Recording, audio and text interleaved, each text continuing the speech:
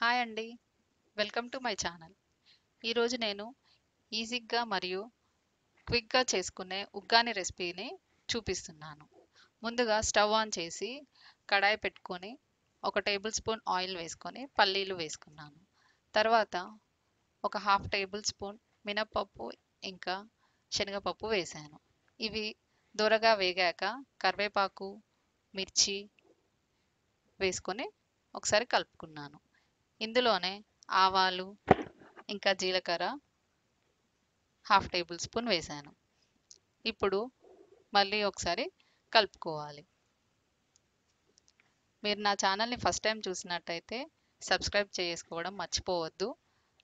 ఇందులో ఒక చిన్న మీడియం సైజ్ ఉల్లిపాయను తీసుకొని చిన్నగా కట్ చేసుకొని వేసుకున్నాను. ఒకసారి కలుపుకొని ఇందులోనే మీరు ఈ రెసిపీని బ్రేక్ఫాస్ట్కు అయినా లేదంటే స్నాక్ టైంలో అయినా చేసుకోవచ్చు. ఇప్పుడు ఈ ఉల్లిపాయలు కొంచెం మగ్గాక ఇందులోనే చిన్న క్యారెట్ని కూడా ముక్కలుగా చేసుకొని వేసుకున్నాను. ఇప్పుడు ఇది ఒకసారి కలుపుకోవాలి. దీంట్లోనే కొంచెం ఉప్పు వేసుకున్నాను. ఇప్పుడు ఒకసారి మూత పెట్టి 2 నిమిషాల తర్వాత మూత తీసి చూద్దాం. ఉల్లిపాయలు ఇంకా క్యారెట్ తురుము కూడా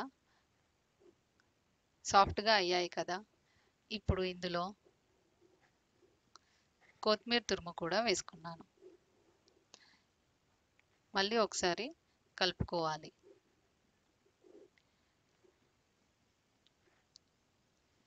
ఈ రెసిపీని చాలా క్విక్గా చేసుకోవచ్చు అండి.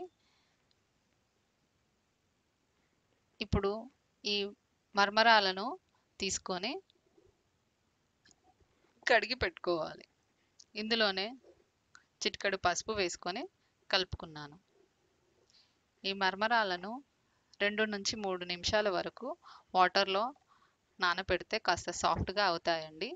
అవి వాటర్ లేకుండా తీసి పక్కన పెట్టుకొని కడాయిలో వేసుకోవాలి. ఇప్పుడు మొత్తం అంతా కడాయిలో వేశాక ఒకసారి బాగా కలుపుకోవాలి.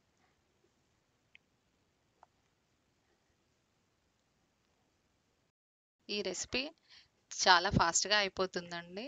చాలా టేస్టీగా కూడా ఉంటుంది. తప్పకుండా ట్రై చేయండి. మీకు కూడా నచ్చుతుంది. నచ్చితే లైక్, షేర్ అండ్ సబ్స్క్రైబ్ కూడా చేయండి. Thank you.